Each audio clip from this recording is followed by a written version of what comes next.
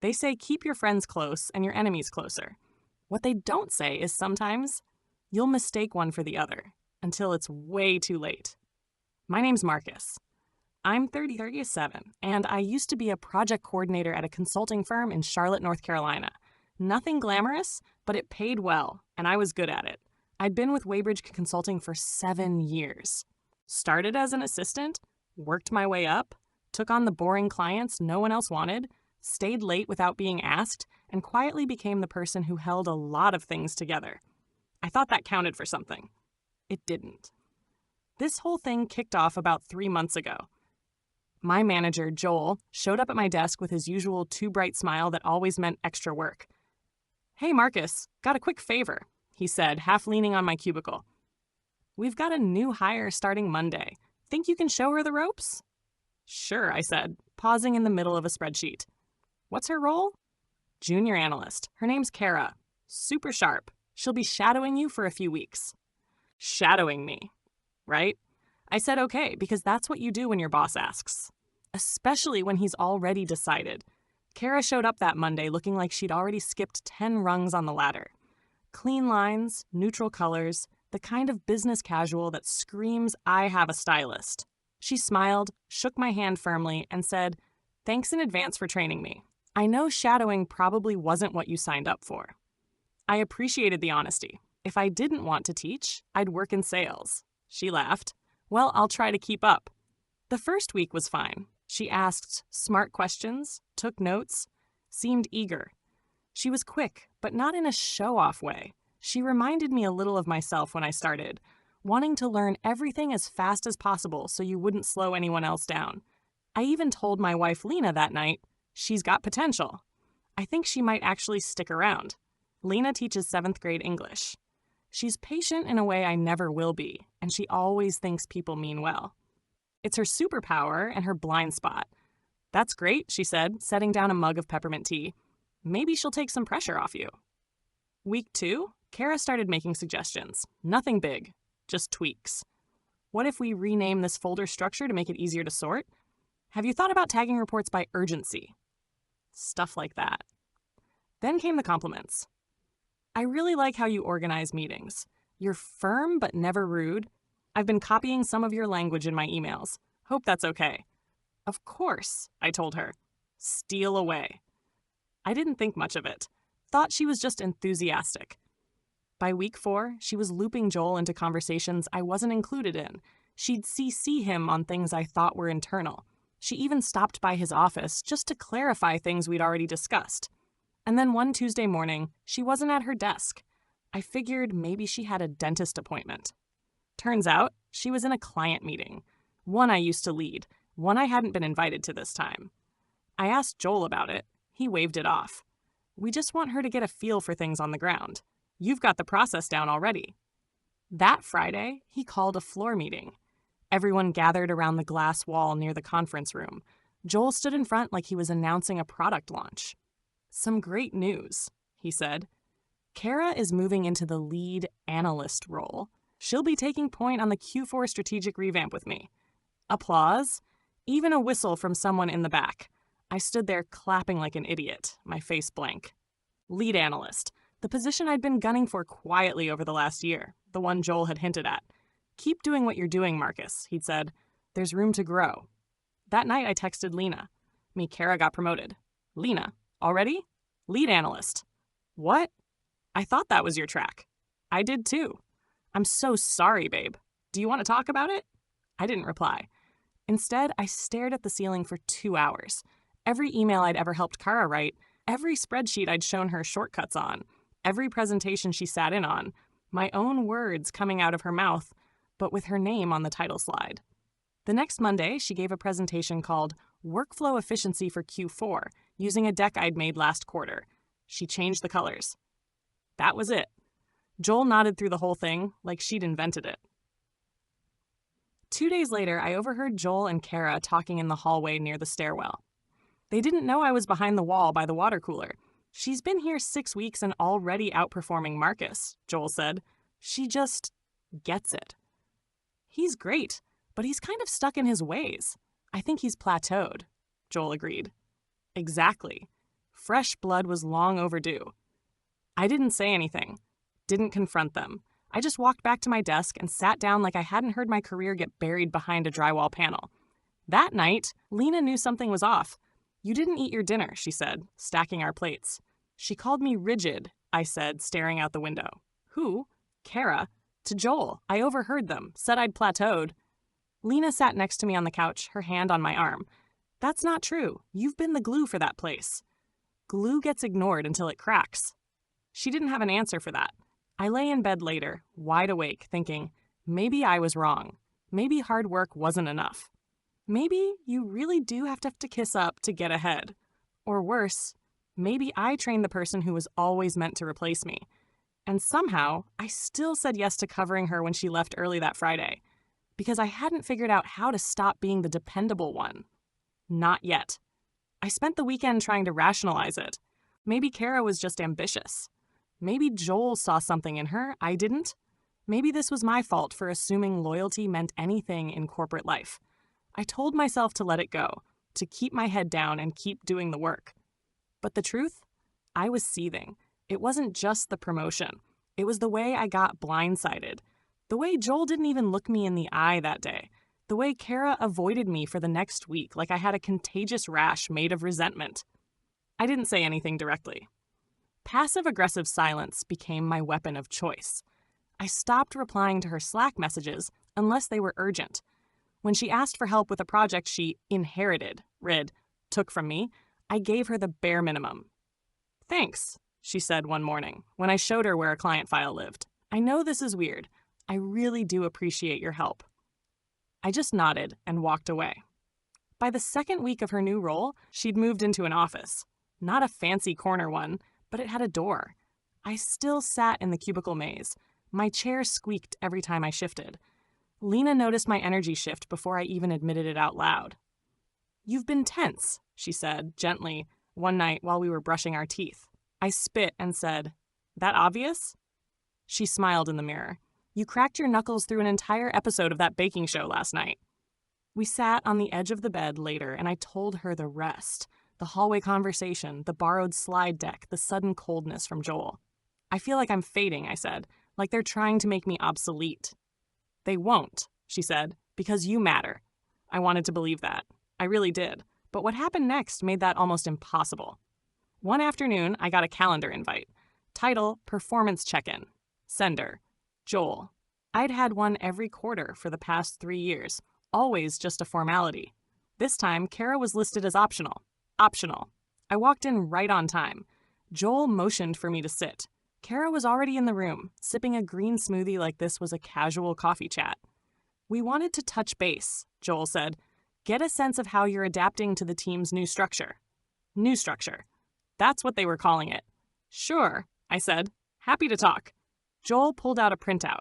"We've been reviewing metrics, and while your work is consistent, there's been a noted drop in engagement the past few weeks." "Engagement?" I repeated. "I've delivered everything on time. I've covered Kara's deadlines. I even trained her." "I'm not saying you're not delivering," Joel interrupted, palms raised. "But perception matters too. A leader needs to be proactive, collaborative." Kara jumped in. "I think Marcus has great insights. I just wonder if maybe we're not always on the same page communication-wise." I turned to her. "You mean when you leave me out of meetings I used to lead?" Her eyes widened slightly. "I didn't mean that negatively. Just an observation." Joel cleared his throat. "This is a collaborative space, Marcus. We need alignment." I walked out of that meeting feeling like I'd just been gaslit with a corporate smile. That night, I told Lena I thought I was being pushed out. "You're being paranoid," she said. "Maybe they just want you both to work better together." "I trained her," I said, louder than I meant to. "And now I'm the problem?" She didn't respond right away. Then, softly, "Maybe it's time to start looking somewhere else, somewhere they actually value you." I didn't want to hear that. I wanted her to say, I should fight, that I should stand my ground. Instead, I started checking job boards that night. Not seriously, just scrolling. 2 weeks later, I found the missing piece. It happened by accident. I was helping IT review our cloud storage permissions because we'd had a small data leak in another department. Kara had a shared folder still tagged under my name, and when I opened it to verify the contents, I found a document called Leadership Feedback Notes. It was a dump of bullet points. From Kara, about me. Marcus is hesitant to adopt new methods. Tends to default to outdated structures. May not be aligned with company vision long-term. Still useful for certain operational tasks. Useful. Operational tasks. She was writing evaluations on me like I was an old printer. I didn't report her. I didn't confront her. Instead, I printed it, folded it, and put it in my desk drawer. Then I went home and said nothing. Lena met me at the door holding her phone. "You're not going to believe this," she said. She showed me her screen. A photo of Kara at a wine tasting with Joel. Not a group event. Just the two of them, smiling like old friends, or something else. My stomach dropped. "Where did you find that?" "Someone from my book club works in HR. She said Kara and Joel have been seen out a few times lately. Off the clock." I sat down slowly on the edge of the couch. She was never just a trainee, was she? Lena sat next to me, silent. I wasn't angry. Not then. I was hollow. Because now I had a name for what I'd been feeling this whole time. Replaced. And not just professionally. It was personal. I didn't say anything to Kara. Not the next day. Not the next week. She still pinged me occasionally. Polite, professional. A little too polite, honestly. Like she knew something but wasn't sure if I did. I kept it friendly. Short answers. Never rude. Just distant. Meanwhile, I went full shadow mode. I started watching everything. Slack messages, calendar invites, department updates, team-wide decisions she now made with Joel's sign-off. Every time she announced something during meetings, I'd write down what I remembered teaching her. Almost like I was cataloging my own erasure. The HR friend of Lena's? Her name was Brianna. I didn't know her that well, but after Lena mentioned the photo, I asked her out for a quick coffee. Just coffee. She didn't say much at first. "I probably shouldn't get involved," she kept repeating, but eventually she lowered her voice and said, "Let's just say you're not the only person who's noticed the dynamic." "You mean Kara and Joel?" She nodded slowly. "There were complaints. Nothing formal, but people have seen things." "Like what?" "Late-night work dinners, unofficial one-on-ones, trips that didn't get logged through proper channels." That was enough for me. I didn't want to blow up their careers. I just wanted my life back. So I started planning, quietly. I knew Kara was leading the upcoming quarterly presentation to the board. It was her first time doing it solo. Joel was letting her run with it, and everyone was watching. I offered to help. She looked surprised. "You don't have to." "I want to," I said. I smiled, the same smile I'd given her when I first trained her. The same one I wore when I handed her the tools that would be used to screw me over. She gave me access to the working files, and I got to work. I didn't sabotage anything. Nothing obvious. That would be stupid. I just added complexity. Charts that required very specific formatting to display properly. A formula in the Financials tab that broke if copied without referencing the dataset. And a few helpful suggestions that sounded good out loud, but would fall flat with the board. Too vague, too abstract. Kara accepted most of them without question. "Thanks again for helping," she said the day before the presentation. "It means a lot." "Of course," I said. That night, I stayed late in the office. There said. Lena called around 9 p.m. "You okay?" she asked. "Yeah," I said, just watching something fall apart. She didn't ask more. She didn't have to. The next morning, I sat in the back of the boardroom as Kara presented. Joel introduced her with that slimy half grin he used when trying to charm. She started strong. First few slides were clean, confident. Then came the financials. The formatting broke. "Sorry," she muttered, clicking fast. "Just a display issue." She tried to pull the data into a new sheet. The formula error lit up like a Christmas tree. Then she jumped to the next section, the projections. My vague suggestions delivered word for word. One of the board members leaned back in his chair. "Can you clarify how this connects to Q2 outcomes?" Kara blinked. "Well, it's more of a conceptual framework." Another pause. Someone cleared their throat. Joel looked uncomfortable. I didn't smile. I didn't move. I just watched. By the end, the room was lukewarm. Not a disaster, but definitely not the win she needed. Later, Joel pulled me aside. "Hey, did you help Kara with that deck?" "Yeah," I said. "She asked me to." He nodded slowly. That projection stuff didn't really land. "Sorry," I said. "I guess I overestimated what the board would respond to. My mistake." He didn't say anything, just looked at me for a beat too long. Later that day, I got an email from Joel. "Let's discuss your future here." There's ya. I forwarded it to Lena. She replied with 3 words, "Don't trust him." That night, Kara texted me. "Kara, what happened in that boardroom wasn't fair. I feel like you set me up." "Me, I helped," you asked. "You knew exactly what you were doing." "So did you." She didn't reply. A week later, I got another calendar invite. Leadership realignment planning session. This time, it was just me and Joel. He started with small talk. "You've been here, 8 years now?" 9 in October. He leaned back. "Listen, I know things have been tense, and I get it. Promotions, transitions, all that. It's tough." I waited. He continued. "I think you're a valuable asset. I don't want to lose you." "Then stop sidelining me," I said. "I've carried this department more times than I can count." "You're not wrong," he said, "which is why I'm proposing something new." He offered me a lead role on a new project. More autonomy. Same salary, no title bump. Basically, a carrot with no stick. "I'll think about it," I said. He nodded. "Take the weekend." As I stood to leave, he added, "And Marcus? Yeah? You're smarter than I gave you credit for." I looked him dead in the eye. "That's your real mistake." I didn't take the new project offer right away. I let Joel sweat.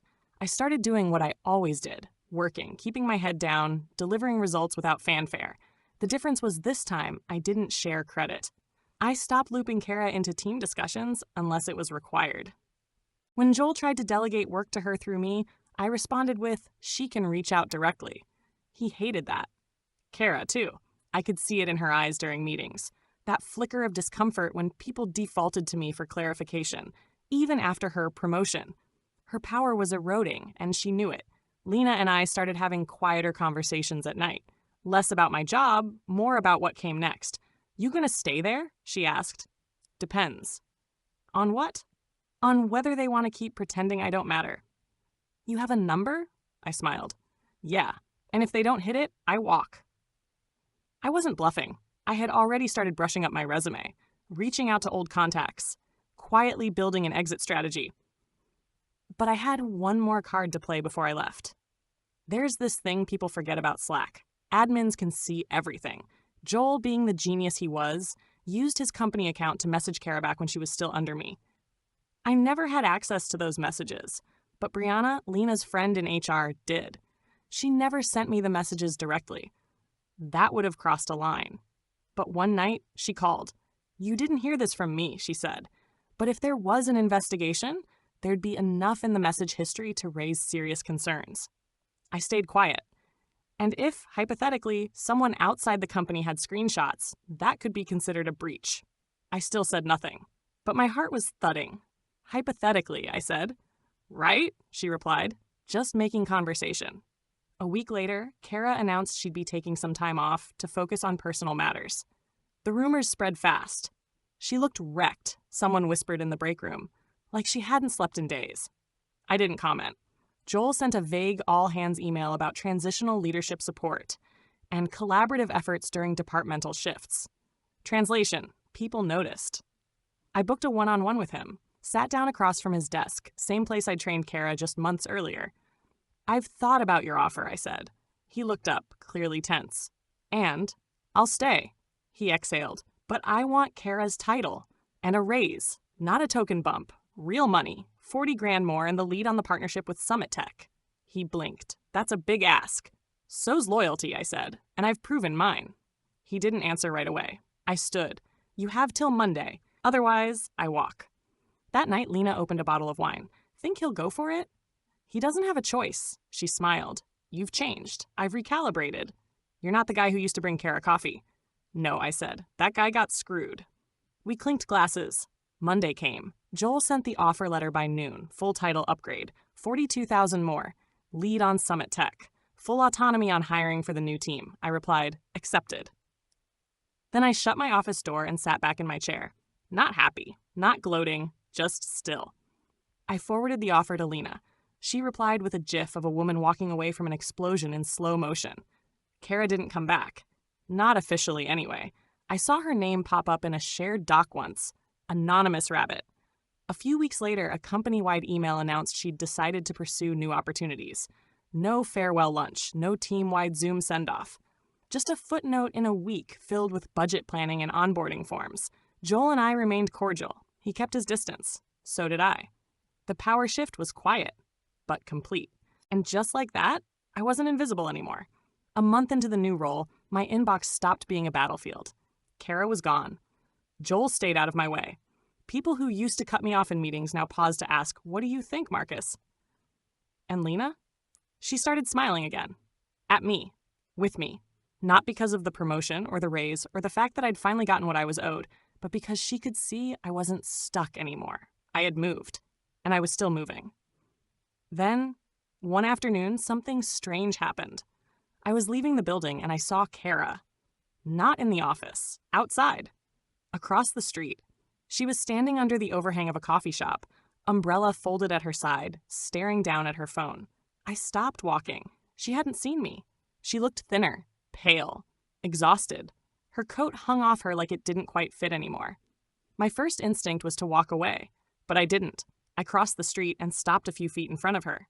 She looked up. Her expression didn't change much. No dramatic reaction. Just a tired, hollow stare like she expected this moment and dreaded it. "Hey," I said. "Hey." A beat of silence. "I heard you left," I said. She gave a slow nod. "Yeah, thought it was best." I waited. She looked at me like she wanted to say something. Maybe 10 things. But all she said was, "I didn't think it would end like this." I shrugged. Neither did I. Another pause. She didn't apologize. Not directly. But she didn't defend herself either. She just said, "He made a lot of promises. I believed most of them." I didn't respond, because I didn't care. Not anymore. She looked down at her hands, fidgeted with a ring that wasn't a wedding band, just nervous habit. "I'm sorry I hurt you," she said finally. "I'm not hurt," I replied. Not anymore. Then I turned and walked away. I didn't look back.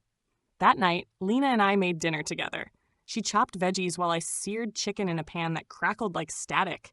She glanced at me and said, "You good? Yeah? You sure?" I saw her. Lena stopped chopping. She didn't say much, I continued. Didn't need to. She tried to spin it? No? Did it help? Seeing her? I thought for a second. Then nodded. Yeah? It helped. A few weeks later, I got a call from a recruiter, a startup out of Seattle.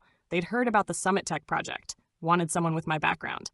They were offering more money, full creative control, and a relocation bonus.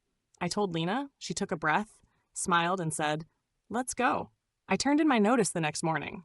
Joel called me into his office. "Wasn't expecting this," he said. "Figured you might not." "Is it the money?" "No," I said. "It's the trust." He sat back. "You're not the first good person to confuse silence with compliance," I told him. "But you won't get the chance again." He didn't argue.